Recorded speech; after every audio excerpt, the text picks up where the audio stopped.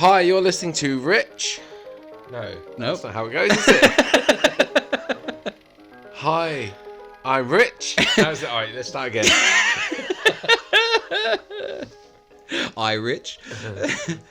Okay, right. Hi, I'm Rich. And I'm Jimmy. And you're listening to Rich and Jimmy Watch a Film. Yes, you are, you lucky Neanderthals. Welcome back once again. So we have got an absolute treat in store for you on this episode of our podcast. We are watching... Jimmy, take it away. I feel this is all about... This should be all coming from you. This is your thing, your love, your passion. Yeah, absolutely, man. Fucking without a doubt. This is one of my favourite films from probably my favourite writer of all time. We are watching Hunter S. Thompson's Fear and Loathing in Las Vegas. What a film. Fuck, man. I cannot wait for this. And like I say, it's my favourite film. It's been that fucking long since I've watched it. But through my teens into my mid-20s, a million times. Oh, hello. What? Was that your watch? So it just said, my watch just decided to start speaking. I think my watch wants to be part of a podcast. It says, here's what I found. Hunter S. Thompson, Fear and Loathing in Las Vegas, 12th of October 2018. One of my favourite moments in all of Thompson's writing. Someone else. Yeah. I mean, I could... Someone else is gushing like Jimmy. Yeah, mirrors my sentiments completely, man. Honestly, I probably seen this a million fucking times. Like, we were just so obsessed with this movie, and then I became... Like, me and my friends were so obsessed with this, and then... You know, finding Hunter S. Thompson and more of his writings and everything like that, just completely fell in love with his style and things like that. Like, he's the man. He's the man. Are you? So you say fell in love with his writing. So you're a fan of him as a writer before. So you're not someone who's gone, oh, I like the film Fear and Loathing in Las Vegas. No. Yeah, absolutely, I am. I was someone. Yep, saw the film.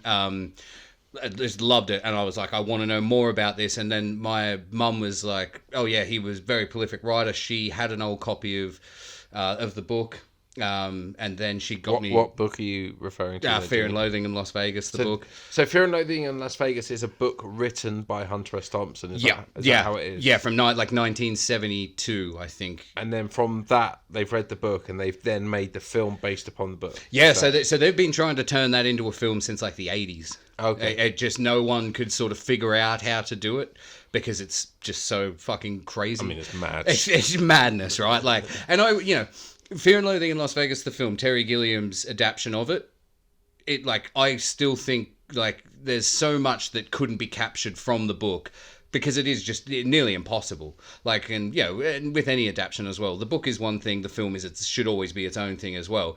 But I think Terry Gilliam did, like, the best that you could do in terms of capturing hark back to our Monty Python episode that we released previously. Yeah. Terry Gilliam. Nice little run on. He also did Baron Munchausen, didn't he? There's a weird film called, like...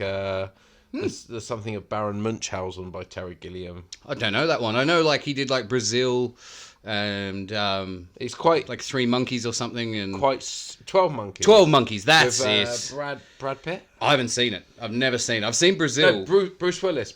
Yes. Oh, it's an absolutely fantastic movie. I've never seen it. Do you know what? I haven't seen that for a long time. We should do that. In the future. We'll add that to the list. Future episode. Yeah. I've seen Brazil. I really enjoyed Brazil. It's fucking bonkers, like very dystopian and but like great message in it and everything. But I think with this he did the absolute best he could do, and I mean the performances in it are just sensational. Like Johnny Depp as Hunter Thompson / Raoul Duke is just like perfect. He's so good at it. I am a massive fan of Johnny Depp, and recently people have made me feel quite guilty about that because I don't really know what he's supposed to have done, or something that he's done has made him not likable. Yeah, so it was all over like news and social media and stuff. I didn't really follow along there because I couldn't give a shit about famous people's private lives. No. But basically there was this whole thing with his wife at the like his ex-wife. They Is this Amber Heard? Yes. So they met on the set of The Rum Diary, which is another adaptation of a Hunter S. Thompson novel. Okay. They met on the set there, got married, and then she had all these claims coming out that like he was super abusive and everything.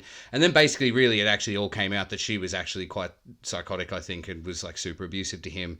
But I think just the whole thing was a fucking mess, man. Like again, I don't really know what was going on. I didn't we'll follow sit it. very neutrally on. Yeah, on, totally, on man, that. totally. But I mean, look, a famous guy in Hollywood, you could probably say, yeah, the guy's probably a prick. I think that would be fair to say of almost anyone as a blanket statement. Well, I have seen. The thing is, I'm of the opinion that I've watched many films with Johnny Depp, and I've taken a lot of joy. Hours of my life have been taken up with it, just enjoying that man's work. Yeah. I will continue to say that I am a fan of Johnny Depp because I don't really know the outside of his private life, like you say. Yeah, exactly. And there's a difference between saying I enjoy someone's work and being like, oh, Johnny Depp is an awesome person. Yeah. The like separation of art and artist is very important. If you were to rattle off a list of Johnny Depp films that are great, I mean, you could start with Pirates of the Caribbean. Yeah, for sure. What's Eating Game Book? Great. What's the one? Edward Scissorhands. Scissorhands. Really good. But any Tim Burton film that he's been part of, Charlie and the Chocolate Factory. I never saw it. What was the Charlie and the Chocolate Factory he did? It wasn't called Charlie and the Chocolate Factory. Was it Willy Wonka and the Chocolate Factory? Willy Wonka. Or Wonka, yeah. I can't remember, but I never saw it, to be fair. The new Wonka film, he's not in that, but it's fantastic. Is it? It's so. Have you not seen it yet? Nah. Oh my word! This is the thing, right? I love the OG one so much that I just can't bring myself to watch anything else apart from the Gene Wilder one. No, I totally understand that. Like, I am beyond love for that original. The Tim Burton version is very good. Yeah. But the new Wonka film. Have you ever seen Paddington? Yes. Yeah, I have. What did you think of Paddington? I liked it, man. Yeah. Did it make you feel warm and fuzzy? Absolutely. As well? And I'm pretty sure I've seen both of them because they're normally on around Christmas, aren't they? Yeah. And yeah, man, just good wholesome wholesome fun. So you've just summed up Wonka. Yeah. Okay. Right. It's just the newest one. Yeah, the newest one. It's just your heart is full by the end of the film. You're watching as full as Augustus Gloop. He never gets full. It's definitely watch Wonka. Okay. But we're not here to talk about Wonka, We're not here to talk about Wonka. We're here to talk about Where the Buffaloes Roam. How do you feel about that, Bill Murray? Yeah, I like it, man. I've only watched it maybe once or twice. And I think as well, there might have been a thing where I watched it too close to my fanboy of like the early, when you first get into something and you have that fanboy obsession where nothing will beat it. Yeah. I think I watched Where the Buffalo Roam at that sort of point in my life, and I need to go back and watch it again. So I made the joke about Where the Buffalo Roam there, but for those of you that don't know, Where the Buffalo Roam is another Hunter S. Thompson film originally. It's a bit older than Fear and Loathing. Yeah, it's probably 10, 15 years older. Bill Murray stars in it as Hunter S. Thompson. Yep. It's a very good film. Oh, it's great, and very much sort of encompassing, as opposed to just like the adaptation of the book Fear and Loathing. A lot of it's more about Thompson the person, and like his like there is the part of the film where he is writing Fear and Loathing in Las Vegas. But like it's awesome, like because like Murray, when he made it, he moved in with Hunter S. Thompson. They became really good friends to try and get all these mannerisms and everything down. And they just obviously both pretty crazy guys, became best friends. Depp did the exact same thing, preparing for this role. Moved in with him, lived at his compound at Woody Creek in Colorado for like 3 months. And they became really good mates. But then he's still alive now, Hunter S. Thompson? No, he shot himself in like 2005.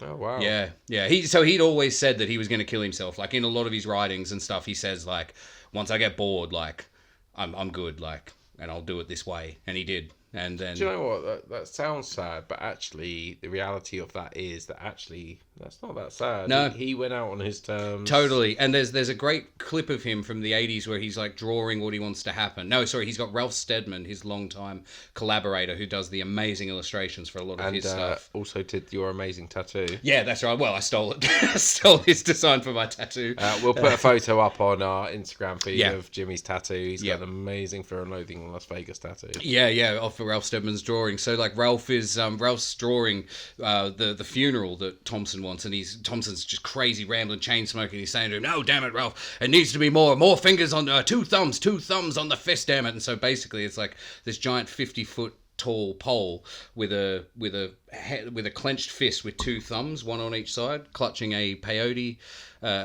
button, which has become like the symbol of gonzo journalism, which is what Thompson invented. And he's saying they're going to shoot my ashes out of this 50-foot cannon over the Colorado mountains, and there'll be fireworks and everything like loaded in with the fireworks. And so Depp paid to make that happen, and so he got exactly what he wanted. He shot himself exactly when he was done.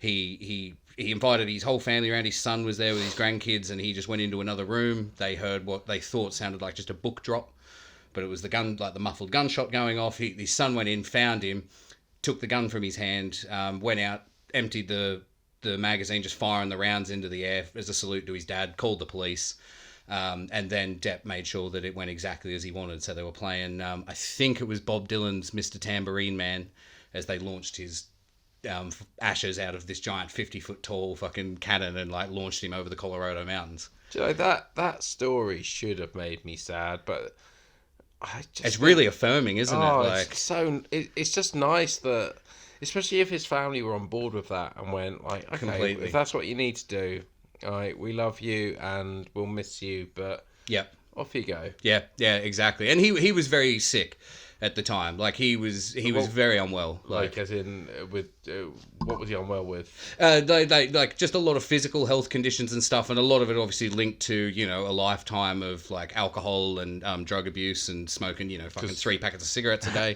As we'll see from watching Fear and Loathing again, he was not shy with drugs. Loved them. The man absolutely fucking loved them. And there is you read his earlier stuff, like his writings and stuff as a journalist, and it's really good.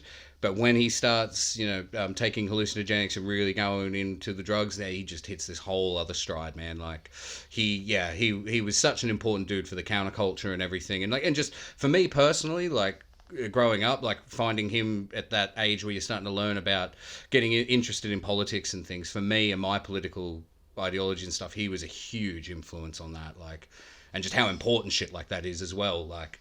Yeah. So going back to the film, how did you feel? So you were a fan of the film. Yep. So you were a fan of the book before you were. So I was a fan of the film. Then got given the book, and then I just started reading everything I could about Thompson, getting all these other books together. So as someone who also fell in love with that film quite quickly, as in the second I saw it, but what was it about it for you that really tickled your pickle? The anarchy. Yeah. It's the anarchy, and I think that's as well with his writing, is it's so fucking balls to the wall mental. I'd never seen a film like it, and then reading his stuff, and I'd never read about a person like that who'd lived just so fancy free of not giving a single fuck, and like putting it down in print of like, fuck you, here's why, blah, and they're all celebrating someone and being like, this is the guy. If politics was what he was most known for, and being like, this is the person that you should be voting for because of these fucking reasons. Like, an amazing person. But what about you? What about the film? The thing, again, that I didn't realise it was a real person when I first watched the film. I just thought it was this like crazy film. Yeah. But there's one thing that really sticks with me, and I know we've quoted it before in other episodes of our podcast. And it's so innocuous in the scheme of the whole film, of everything that goes weird and wonderful. But there's a bit where he just drives his car up to the front of a casino and stops. And someone says to him, "You can't park your car there." And he replies with, "What? Is this not a reasonable place to park?" And I think in that moment, it really encompasses everything about that film, which is fantastic. Yeah. Like... And you haven't seen it till that moment. It's been very tight shots of both people talking to each other, but then you see the wide shot of the car, and he's parked up on the front steps of the casino, and the guy's just going ballistic, and he's just like, reasonable, you're on the goddamn sidewalk. Yeah, and, I think everything else that happens in that film, the drugs, the trashing of hotel rooms, the seeing dinosaurs, crashing cars... There's just something beautiful about the fact that in this moment they decided to also reference the fact that he didn't park in the best place.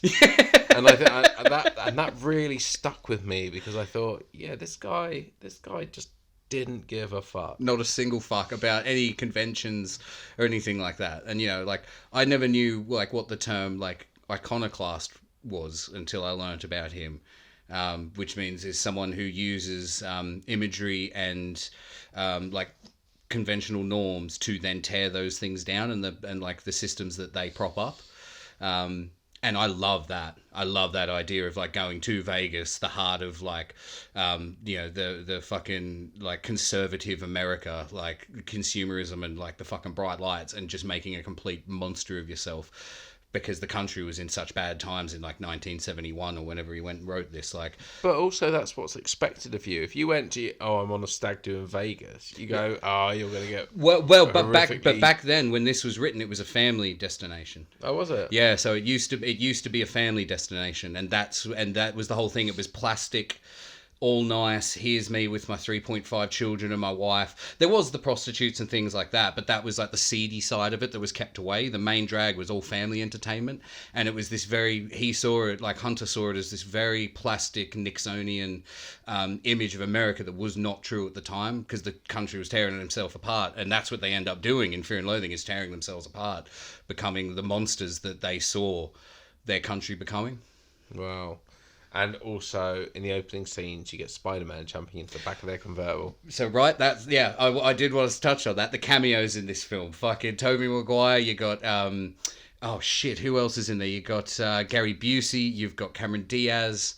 Cameron Diaz? Yeah, she's in it. She's a reporter at one point in an elevator. And Benicio del Toro makes everyone feel really fucking uncomfortable. He's just amazing. Have you seen? So have you heard that thing about when in Usual Suspects when they're all lined up and they're all laughing? It's because he can't stop farting. I just love that. I love that so much. He's an amazing actor as well. Like again, like the two of them in this just carrying the film. They're just going for it in every fucking scene of this movie. They are absolutely just fucking going for it. Wow. Well, I can't wait to start watching this now. Me either. Shall we start waffling on? Yeah. I would like to point out as well, I'm drinking alcohol-free beer doing this, and this is going to be the first time out of 1,000,001 times that I've seen this film that I've ever been sober watching this movie. Well, you and me both, Jimmy. Actually, no. Wait. I'm drinking Jack Daniels, so I won't be watching this. Hunter sober. would be proud. Hunter would be very proud. Was that his drink of choice? No, his was wild turkey, but still, at least you're drinking. I don't think they sell that in Co-op. Right, okay, so we'll see you on the other side. Enjoy the sound bites, and we'll come back and regale you with what we thought of the film. We had 2 bags of grass, 75 pellets of mescaline, 5 sheets of high-powered blotter acid, a salt shaker half full of cocaine, a whole galaxy of multicolored uppers, downers, screamers, laughers, also a quarter tequila, quarter rum, case of beer, pint of raw ether, and 2 dozen amyls. Wait! We can't stop here. This is bad country. What the hell do you think you're doing? This is not a parking area. You've got to move your car. You can't park your car here. Excuse me, sir. What? You can't park. Hey, you can't park your car here. Why not? Is this not a reasonable place to park? Reasonable? You're on a sidewalk. It's a sidewalk. And we're back in the room. Hell of a trip, man. Hell of a trip. What a film. Yeah, fuck me. It's so good, dude. Like, I was just saying, like, before we hit record on this, that my only criticism, and there's the only one I'm going to make before we start gushing about the film, slightly, maybe a little bit too long. Like, we kind of went out of it a little bit there towards the end. We weren't so much concentrating on watching the movie. But, like, that's a tiny negative. It's fucking great. And there's, they cut stuff out of the book. A book, like, it's always going to be long, isn't it? You know what I mean? Like, adapting the book, like, to get it done right. And I think that's the best way that you could possibly adapt that film. Adapt that book into a film. I mean, I've not read the book, but I can imagine the task of taking a book, cutting bits out of it to know what will make a film. It's quite heavy duty. Yeah. And it's just bonkers as well. Like, the book is fucking insane. Like, it's absolutely insane. Some of Well, it... the film's pretty...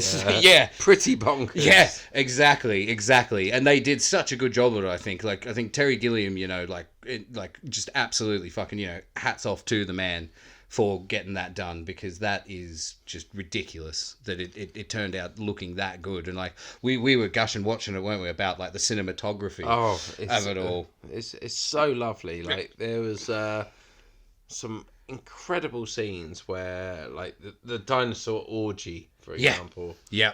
And how he's there, they're fucking, then they're not fucking. Yeah, and there's blood and mud all over the floor.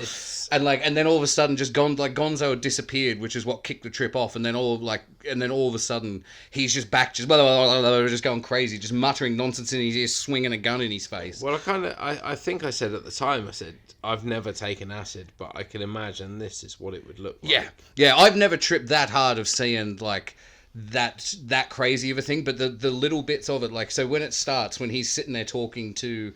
So he's looking off in the opposite direction to Dr. Gonzo at the bar. And he's talking to Gonzo as if he's there. And he turns around and the camera pans out and Gonzo's gone.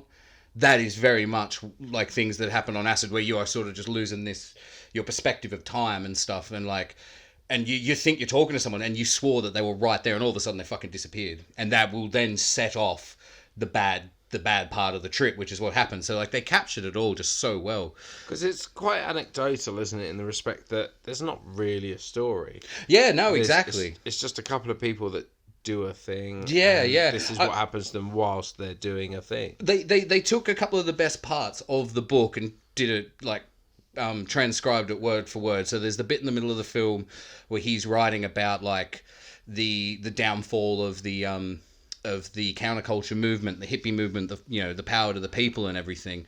And he's talking about, like the giant, beautiful wave that was rolling forward. And he says, if you can go to Vegas, and with the right set of eyes, you can look west and you can see like the high water mark where the wave broke, it rolled back on itself. That's when he's sat at a typewriter, isn't he? Yeah, exactly. And he's musing. So is that taken straight out the book? Word for word from the book. And it's like... That's a really powerful scene, that one. It's fantastic. And it's such good writing as well. Like, Thompson always thought that it was his best piece that he ever wrote, and when he would get invited to lectures and things, that was always the thing that he wrote.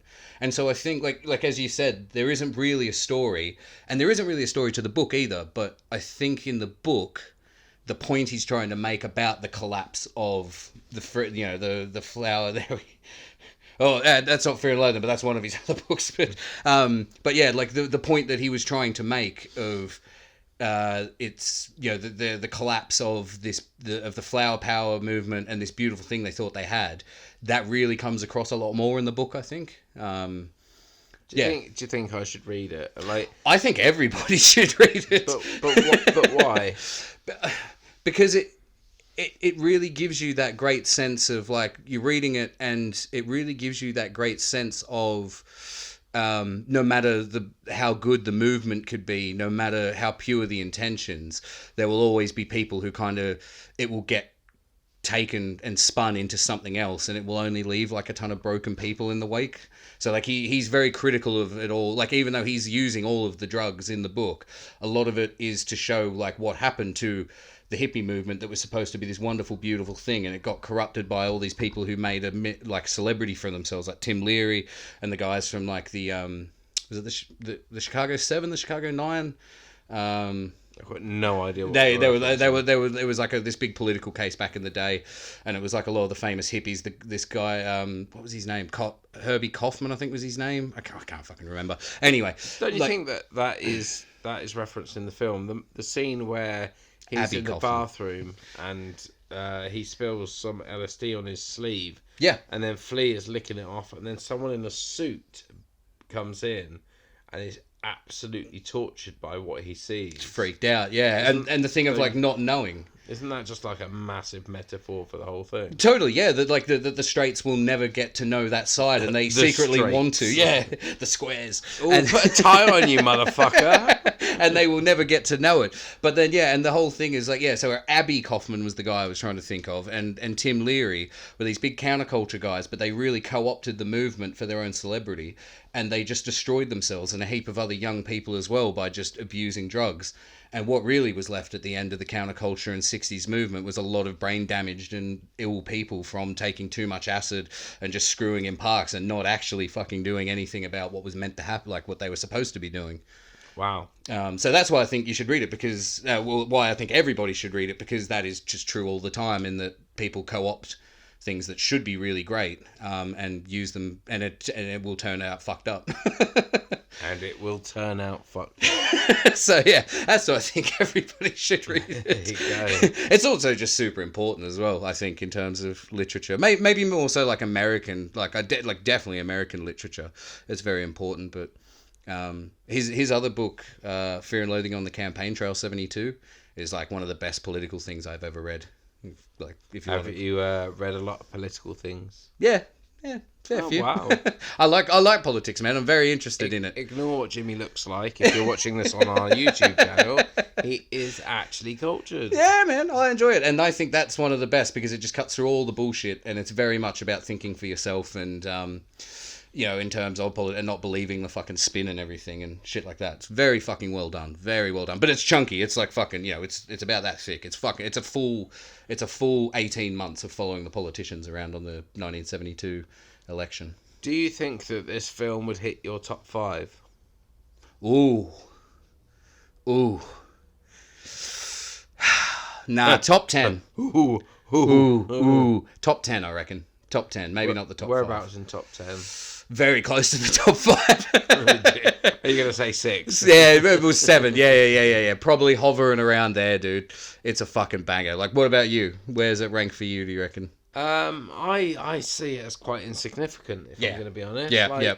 I can appreciate that it's an absolute banger of a film, and I love it. And again, it was like we said on our last episode about the fact that I hadn't seen Life of Brian for a very long time, or maybe our future episode, Depending on how we put this out. But I remembered it I remembered it so vividly. Yeah. So there's no doubt in my mind that this is an excellent movie. But is it a movie that brings me lots of happiness? No, I don't think so, because inherently it's quite a sad film. Oh, it's dark, man. It's really dark. There's nothing happy about it. Like, Gonzo and Duke are not good people. They're not meant to. You're not meant to be rooting for them. So you spend the whole film watching these two people that aren't very pleasant. Yeah. Doing not pleasant things to potentially pleasant people. Yep.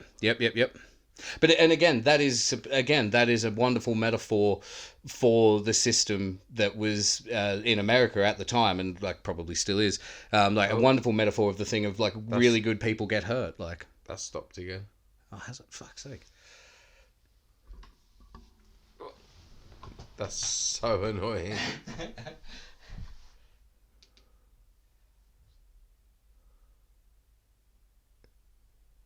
Says it's on like 11%. Well, let's. Do you want to leave it? Yeah, I mean, if you're watching this / listening to it, we're obviously having technical issues with our live. It's not even a live feed. Fuck it. With the camera. we press record. It stopped. Who cares? You can still hear the audio. I'm sure Rich just yeah. put in a nice little title card. The audio kept going. Yeah, listen to this tune. Ready? Great. So Jimmy, let's wrap this episode up then. Yeah, I think so, man. I got nothing. It's a quick episode. Yeah. I feel like if you've watched Fear and Loathing in Las Vegas, you know where we're coming from in the respect that, like, we could break it down and talk about it, but there's not a lot of point. Not really. And the main overarching thing is, the downfall of the American dream and like the counterculture and everything like that. And again, if you want a really good insight on all of that, just read the book. Yeah. He does it way better than we fucking could. Yeah, I mean... I will just say real quickly, though, as well, Nicola Pecoroni was the cinematographer that we looked up when we were watching it. We didn't touch on that. Her cinematography in this film is fucking fantastic. Spot on. The way that it's shot and filmed for all the different effects of the different drugs that they're on and things like that just completely pull you in. There was one point where you said you zoned out for like 5 minutes, completely pulled into the film. Like. Absolutely. Like, it's an incredible film to watch. Yeah, visually just stunning. Like, I remember watching this when I first started potentially dabbling with a little bit of the old marijuana. Goodness me. Now that I'm old, I have to say it in that way with Goodness inverted me. comments. No, but, like, it was definitely a stoner film of mine. Oh, yeah. Well, that's how I got into it, yeah. And I used to laugh at it. Like, it was funny. They were all on these drugs and, like, this is funny. But now I can watch it with a different eye, and it's a different film altogether, and it's just a very sad film. It is, man. Yeah, it is. It's ugly, like, and it gets visually ugly at the end. Like you watch, like all the card smashes and edits, and like all the screechy, loud, just music going over the top of it all, like, and it's all just this cacophony of sound and horrible things happening, like, and then they run back into all the characters that they've come across, like Christina Ricci's Christian girl who gets like drugged and potentially assaulted by like Gonzo. They run back into her and they run into all these people that they've seen again, and it's like they've just completely lost the fucking plot by that point. It's awful. Yeah. So we can end it on, it's an incredible film. Yep. That is also awful. Yeah. Exactly. Absolutely. It is that thing, like you said, of the funny stoner thing, but there's a lot more to it. There's fucking way more to this movie.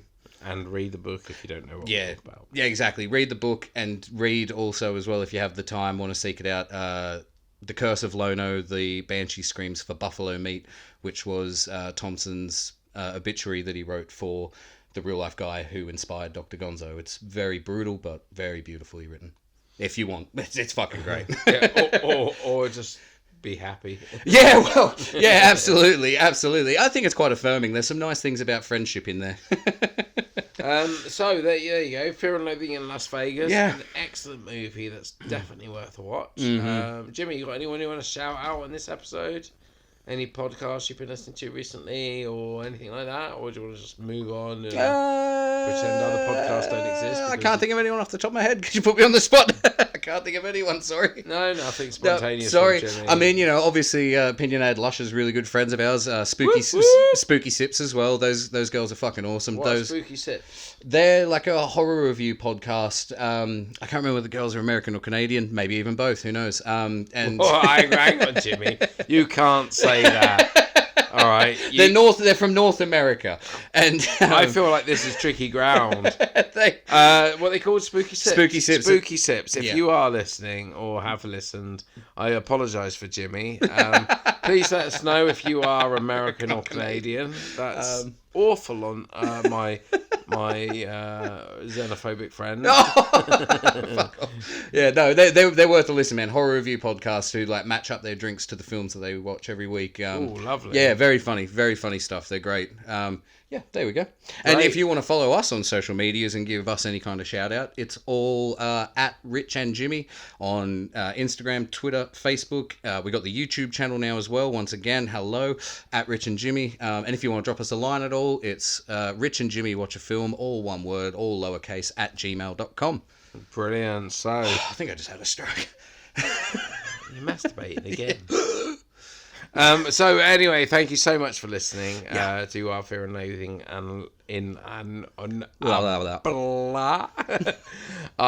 thank you, Jimmy. Just do something. Say words. I've forgotten how to do it. Yeah, as Rich said, thank you so much for listening. Please like, share, subscribe, send it to your friends. Everything. Like,